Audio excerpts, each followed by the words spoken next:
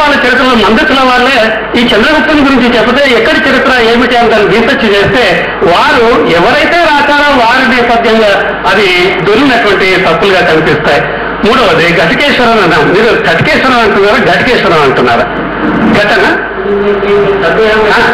మీరు అన్నారు ఘటన కథన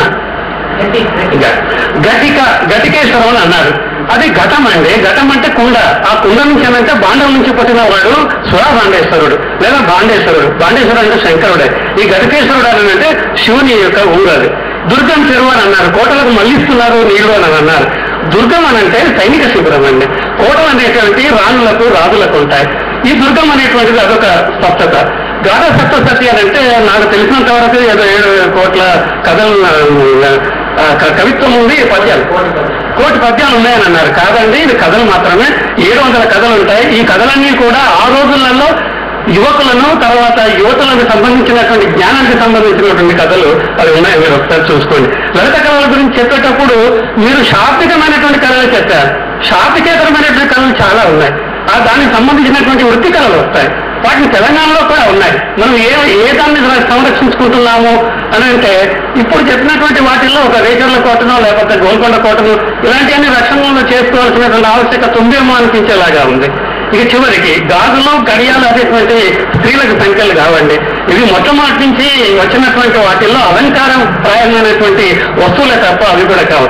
స్థానపతి అనే దానికి చిన్న క్లారిటీ ఏంటంటే స్థానపతి అంటే ఎవరు అంటే కవిత లెక్క చేసేటువంటి వాడు. విజయనగరంలో స్థానపతి అనేటువంటి వాడు మొట్టమొదటి గ్రంథం రాసినటువంటి వాడు. అది రాయవాచకం. రాయవాచకం అంటే రాయలకు సంబంధించినటువంటి వాచకం పుస్తకం అని అర్థం అన్నారు. అలాగనే మనకు గణపతి దేవునికి సంబంధించినటువంటి వాటిల్లో కూడా మనకు ఈ కాకతీయులకు సంబంధించిన ఒక గ్రంథం కూడా వచ్చింది. అదేంటంటే రోజువారీ సంబంధించినటువంటి వాటిల్లో తెలంగాణ కానీ ఆంధ్ర కానీ ఆంధ్రుల సంస్కృతి ఎలా ఉంటుంది, భోజనాలతో సహా అలంకరణలతో సహా శిక్షలతో సహా ఇలాంటివన్నీ కూడా అందులో వివరించబడ్డాయి. అది జస్ట్ లైక్ ఏ డైరీ. అది అలాగా చివరిది ఏంటంటే సౌందర్యాల వల్ల కానీ దీని కారణాల వల్ల కానీ ఏదో ఒక అనైతికత పుడుతుందనేటువంటిది అది అపశబ్దమేమో అనిపిస్తున్నాను. సవరించుకోవాల్సిందిగా కోరుతున్నాను. సార్ చాలా క్వశ్చన్స్ అడిగారు.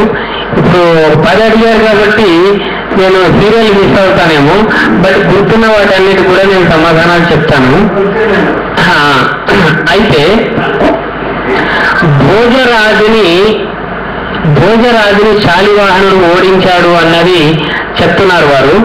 అయితే ఇక్కడ పురాణం వేరు, చరిత్ర వేరు. సాహిత్యం కంటే కూడా చరిత్ర ఓన్లీ సత్యాన్ని ఆధారం ఉంటేనే చెప్తుంది చరిత్ర, లేకపోతే చెప్పదు.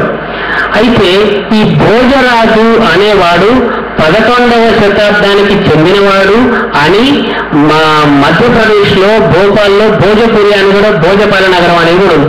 భోపాల్ ఉంది, భోజ్పూర్ ఉంది. ఆ 2 నగరాల్లో కూడా ఆయన కట్టించిన నిర్మాణాలు ఉన్నాయి, శాసనాలు ఉన్నాయి.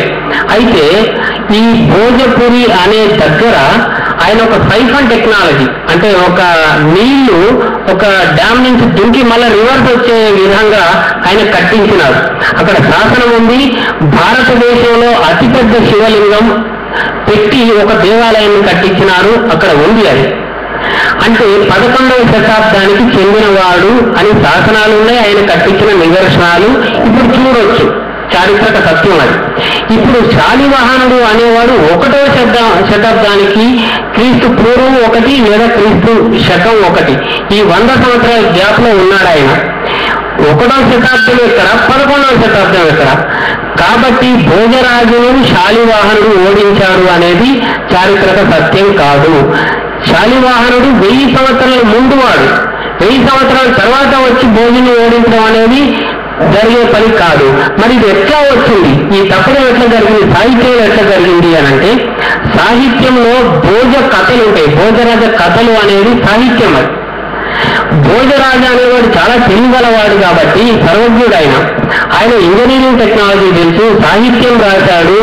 నేను చెప్పినాను ప్రపంచంలోనే అతిపెద్ద చెరువులు నిర్మించినాడు, అండర్ గ్రౌండ్ టన్నెల్స్ కాలువలు నిర్మించినాడు. ఆయన ప్రతిభావంతుడు కాబట్టి ఆయన మీద చాలా సాహిత్యం వచ్చింది. ఆయన ఒక హీరో లాగా పూజించడం, ఆరాధించడంతో చాలా కథలు వచ్చినాయి. చారిత్రక సత్యాలు కావచ్చు, కాకపోవచ్చు, బట్ ఆయన స్ఫూర్తితోటి కథలు వచ్చినాయి కాబట్టి అది మీరు చెప్పింది రూల్డ్ అవుట్. ఏది అంటే భోజరాజుని శాలివాహనుడు ఓడించాడు అనేది అది కరెక్ట్ కాదు. ఎందుకంటే 1000 సంవత్సరాల గ్యాప్ ఉంది. అదొకటి. తర్వాత రెండవ చంద్రగుప్తుడికి సంబంధించి కూడా నేను మీకు క్లారిటీ ఇచ్చినాను. ఏంటి అని అంటే మౌర్య చంద్రగుప్తుడు 2300 సంవత్సరాల క్రితం మౌర్య సామ్రాజ్యాన్ని తన కొడుకు అప్పగించి దక్షిణాదికి శ్రావణ బెలగులో పోతూ మహబూబ్ నగర్ జిల్లాలో కృష్ణానది ఒడ్డున చంద్రగుప్తి పట్టణం కట్టించాడు అని నేను చెప్పాను మీకు. అయితే ఆయన కట్టించిన కట్టడాలను ఎట్లా నిర్ధారణ చేశాము అని అంటే ఆ మౌర్యుల కట్టడాలకు వాడిన ఇటుకల సైజు 22 ఇంచులకు పైబడి ఉంటాయి. ఇప్పుడు మీరు చంద్రగుప్తి పట్టణం పోయి చూడండి, నల్లమడలో ఉంది. అక్కడ ఆక్టోపస్ వ్యూ పాయింట్ అని ఉంటుంది. అక్కడ దాని శిథిలాలు ఉన్నాయి. అక్కడ పోయి మీరు ఇటుకను కొలుచుకోవచ్చు. ఆ కొలుచుకుంటే దాని 22 ఇంచుల పైబడి అంటే 23-24 ఇంచులు ఉంటాయి. మీకు పాట్నాలో అంటే పాటలీపుత్రం రాజు ఆయన పాట్నాలో ఉన్న మరో చంద్రగుప్త భవనం ఒకటి, దాని శిథిలాలు ఉన్నాయి. ఆ చంద్రగుప్త పట్టణానికి వాడిన ఇటుకల పొడవు ఇక్కడి ఇటుకల పొడవు సమానం ఉంటాయి. దాని ద్వారా ఈ సామ్యం మేము చెప్పామన్నమాట. అక్కడ పురాణానికి ఈ శాస్త్రీయ ఆధారం మేము చూపించాం. ఈ చంద్రగుప్తుడు తర్వాత మళ్ళీ 700 సంవత్సరాల గ్యాప్ తర్వాత గుప్త వంశపు రాజు సముద్రగుప్తుడు అనేవాడు ఈ ప్రాంతాన్నింటినీ ఓడించుకుంటూ వచ్చాను అని చెప్తూ అలహాబాద్ లో స్తంభం మీద శాసనం రాసుకున్నాడు. ఆ శాసనంలో ఈ చంద్రగుప్తుడు ఆయన కొడుకు మళ్ళా తర్వాత వచ్చిన వాడు కూడా ఆయన కొడుకు, ఆ కొడుకు కూడా ఈ ప్రాంతానికి వచ్చినాడు కాబట్టి ఆ సామ్యం చెప్పాను. 700 సంవత్సరాల తర్వాత మరో చంద్రగుప్తుడు వచ్చినాడు. ఈ చంద్రగుప్తుడు అక్కడ స్థానిక చెంచు యువతిని సరే ఏదో మోహంలో పడ్డాడు అనే కథనం వినిపిస్తుంది. అయితే అది చారిత్రక సత్యం అని నేను చెప్పట్లేదు, అవ్వచ్చు కాకపోవచ్చు, అది కథనం మాత్రమే. బట్ ఇది చంద్రగుప్తుడు వచ్చి 2 చక్రాలు వచ్చింది చారిత్రక సత్యం అది. కాబట్టి ఇది చరిత్ర. అది రెండవది. ఇక మూడవది ఘటికేశ్వరం అని నేను చెప్పలేదు, అక్కడ ఘటికా స్థానం ఉన్నది అని చెప్పినాను నేను. ఘటికా స్థానం ఉన్నదని చెప్పి అది నా కథనం కాదు, సురవరం ప్రతాపరెడ్డి గారు ఆయన రాసినారు. ఇక్కడ ఘటికా స్థానం ఉండేది. దీని ఆనవాళ్ళు భారత సర్వేక్షణ సంస్థ అంటే ఆర్కియాలజికల్ సర్వే ఆఫ్ ఇండియా వాళ్ళు తవ్విన దాంట్లో ఇవి బయటపడ్డాయి. కానీ దాన్ని పూర్తి చేయలేదు, పూర్తి ఘటికా స్థానాన్ని బయటికి తీయలేదు. ఈ ఘటికా స్థానం అనేది ఒకప్పుడు విశ్వవిద్యాలయం స్థాయి నిర్మాణము అని ఆయన చెప్పినాడు అని నేను చెప్పినాను. అది నేను చూడలేదు అని కూడా చెప్పినాను. అది ఘటికా స్థానం. ఇక దీనికి సంబంధించి ఇంకొక క్లారిటీ పరబ్రహ్మ శాస్త్రి అనే చరిత్రకారులు ఇచ్చినారు. గట్టు కేసరి అని అన్నారు ఆయన. అంటే కేసరి అనేది ఈ విష్ణుకుండి రాజుల చిహ్నం. కాలు ఎత్తి పంజా ఎత్తి దూకుతున్నట్టు ఉండే చిహ్నం వాళ్ళ రాజ చిహ్నం అది, విష్ణుకుండి రాజులది. విష్ణుకుండి రాజ పట్టణం కీసరి గుట్టలో ఇప్పటికి కూడా ఉంది. అది కీసరి కాదు, కేసరి గుట్ట. ఎందుకంటే కేసరి శిల్పాలు అక్కడ దొరికినాయి కాబట్టి అది వాళ్ళ స్థానం అని మన పరబ్రహ్మ శాస్త్రి గారు చెప్పినారు. ఆనాటి పురావస్తు శాఖ సంచాలకులు వివి కృష్ణశాస్త్రి గారు చెప్పినారు. ఆనాటి భారత పురావస్తు శాఖ సంచాలకులు ఐరావతం కార్తికేయ శర్మ గారు కూడా రాసినారు. వాటికి ఫోటోలు కూడా ఆధారాలు ఉన్నాయి. ఇప్పుడు కూడా మనం తీసుకోకపోతే చూడొచ్చు. అది కేసరి గట్టు అని ఆయన అన్నారు. నేను కూడా ఘటికేశ్వరం అనలేదు, ఘటికా స్థానం అని అన్నాను. దానికి సంబంధించిన శిథిలాలు సూరవరం ప్రతాపరెడ్డి గారు చూసినారు అని అన్నాను. తర్వాత దుర్గం చెరువు. దుర్గం అంటే ఫోర్ట్, కోట అనేది దుర్గం. ఈ దుర్గం చెరువు నుంచి ఈ గోల్కొండ కోటకు నీళ్లు సప్లై అయ్యేది అని దానికి సంబంధించిన ఆధారాలు బయట పెట్టిన వారు డాక్టర్ ఎం నయీం అనే ఆయన ఒక పుస్తకం రాసినారు, హైదరాబాద్ హెరిటేజ్ అని. ఆ పుస్తకంలో ఫోటోలు పబ్లిష్ చేసినారు. ఆ కాలువల నిర్మాణాలు అవన్నీ కూడా శాస్త్రీయంగా నిరూపించినారు. ఆ పుస్తకం మీరు చూడొచ్చు. ఇక తర్వాత గాథా సప్తపదిలో 1,000 పద్యాలు ఉన్నాయని నేను చెప్పలేదు. ఆనాడు 1,000 పద్యాలు ప్రచారంలో ఉంటే అందులో రత్నాల వంటి 700 పద్యాలను మాత్రమే తీసుకొని నేను సంకలనం చేస్తున్నాను అని మొదటి పద్యంలోనే గాథా సప్తశతి సంకలనం చేసిన హాలుడు రాశాడు అని చెప్పినాను. నేను కోటి పద్యాలు రాశానని నేను చెప్పలేదు. ఇక తర్వాత లలిత కళలకు సంబంధించి శాబ్దిక కళలు, శాబ్దికేతర కళలు అని అన్నారు. అయితే నేను వృత్తి కళల గురించి చెప్పలేదు. ఎందుకు అనంటే సమయం అయిపోతుంది అన్న టెన్షన్లో అది చెప్పలేదు. కానీ అది నాకు తెలియక కాదు, లేదంటే తెలిసినంతలో చెప్పలేక కూడా కాదు. వృత్తి కళలు కూడా ఉన్నాయి మనకి. ఇప్పుడు చేర్యాలలో వృత్తి కళ ఉంది, నిర్మల్లో వృత్తి కళ ఉంది. గమ్మత్తు ఏంటంటే ఆదిలాబాద్లో గోండు రాజులు కూడా పరిపాలించలేదు. 800 సంవత్సరాలు వాళ్ళని పరిపాలించుకున్నారు. కాకతీయ రాజులను కూడా వాళ్ళు అనుమతించలేదు. అంతటి ప్రతిభావంతులు, లేదంటే మొదటి వాళ్ళు, ముందు వాళ్ళు, మేము ఇంకొక రాజ్యాన్ని సహించము, రాజరికాన్ని సహించమని వాళ్ళు పరిపాలించుకున్నారు. వాళ్ళు కూడా 2 కళల్ని పోషించినారు. అందులో ఒకటి ఏంటి అని అంటే డోక్రా క్రాఫ్ట్ అని అంటాం. డోక్రా మెటల్ క్రాఫ్ట్ అంటే ఒక ఇసుకతోటి మౌల్డ్స్ తయారు చేసి ఆ ఇసుకలో కరిగించిన ఇత్తడి పోసి రకరకాల వస్తువులు అంటే ఎడ్ల గంటలు, లేకపోతే మన మంగళహారతులు, పూజా సామాగ్రికి సంబంధించిన కళలను పోషించడం అనేది వాళ్ళు ప్రత్యేకంగా ఒక కులాన్ని పోషించినారు. వాళ్ళని ఓజారి గోండ్స్ అని అంటారు. ఈ ఓజారి గోండ్స్ కళ ఇప్పుడు కూడా 76 కుటుంబాల్లో ఉంది. 3 గ్రామాలు ఆదిలాబాద్ లో ఉన్నాయి. జైనూరు మండలంలో ఊషగామని, జంగామని, తర్వాత కేసుల బూడా అని, ఈ 3 గ్రామాల్లో ఆ కళ ఇప్పటికి కూడా సజీవంగా ఉంది. వృత్తి కళలకు అది ఒక ఎగ్జాంపుల్ మాత్రమే.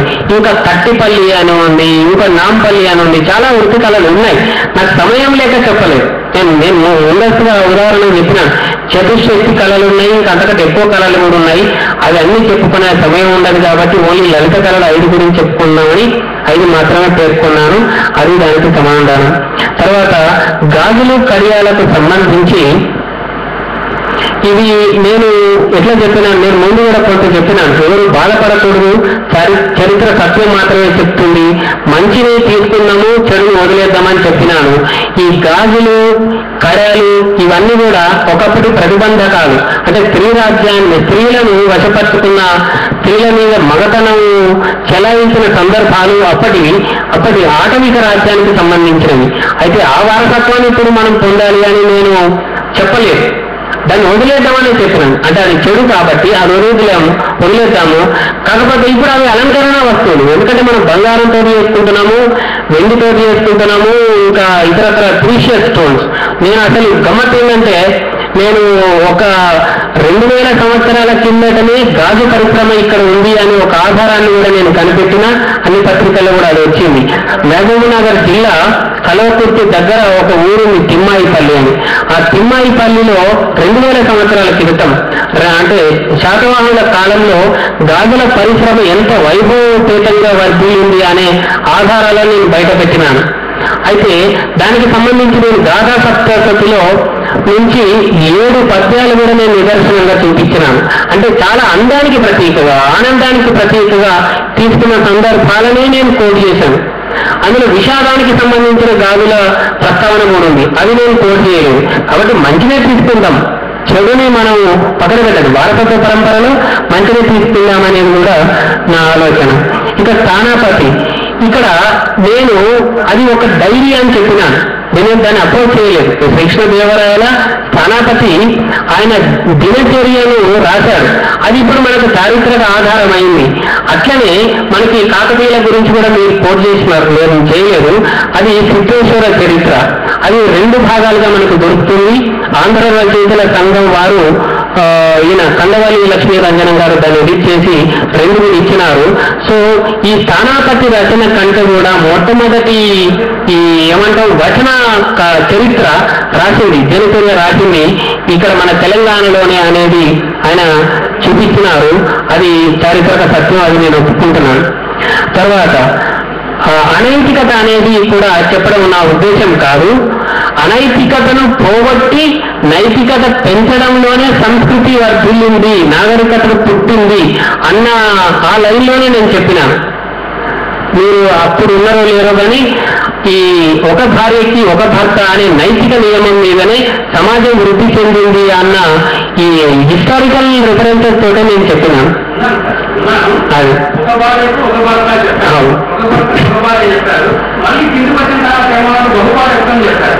బహుభార్యత్వం మరి మొన్నటి వరకు ఉండింది మీకు తెలిసింది కదా. వారసత్వం అంటే ఒక భార్య ఒక భర్తగా బహుభార్యత్వానికి వారసత్వం ఒక భార్యకు ఒక భర్త అది లేదు లేదు లేదు లేదు.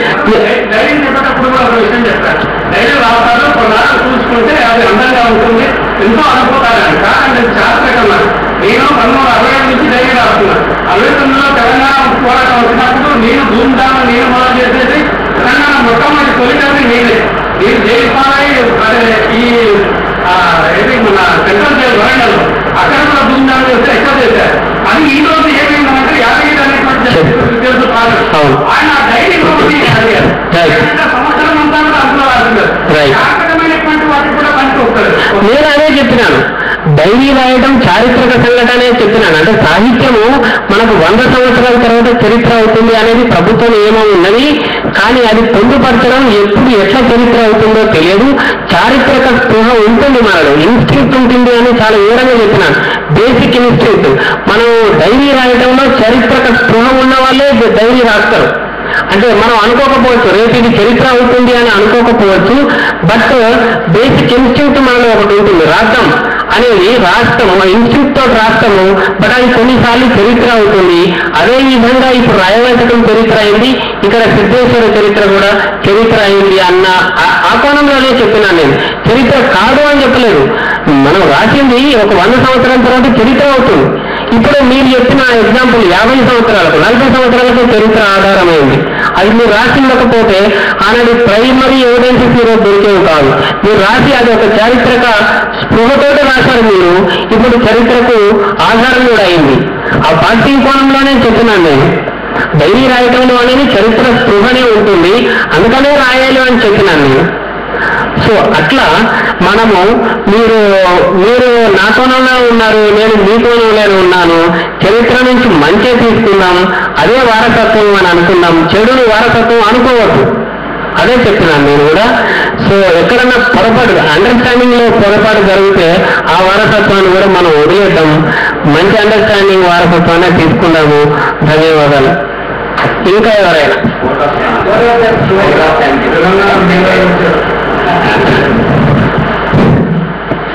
చరిత్ర రీసెర్చ్ స్కాలర్ అంటే ఎట్నే ఉండాలి. ఎందుకంటే వినే వాళ్ళకి పేషెన్స్ లేకపోయినా చెప్పే వాళ్ళకి పేషెన్స్ ఉంది. కాబట్టి మనం ఈ యొక్క చక్కని కార్యక్రమం మనం తీసుకున్నందుకు టీఆర్సీకి ధన్యవాదాలు చెప్తూ, అట్లాగే దేవులపల్లి సత్యనారాయణ గారు డాక్టర్ గారు చాలా విప్లవంగా చరిత్రని ఈ యొక్క టాపిక్ కనీసం 4-5 రోజులు చెప్పాలి.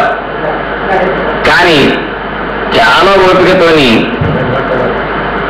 3 గంటల కంటే ఎక్కువైంది. అయినా కూడా ఇంత పేషెన్స్ తోని చెప్పడం చాలా సంతోషం. అట్లాగే ప్రొఫెసర్ సారు నమ్మోత్సవం గారు చాలా ఓపికతోని చాలా చారిత్రక సత్యాన్ని వెలుగు తీసి ప్రశ్న రూపంలో అందించినందుకు, మనకి విజ్ఞానం అందించినందుకు కూడా ధన్యవాదాలు చెప్తూ, అట్లాగే పత్రికా విలేకరులకి, తర్వాత మేధావులకి అందరికీ ధన్యవాదాలు చెప్తూ ఈ సభ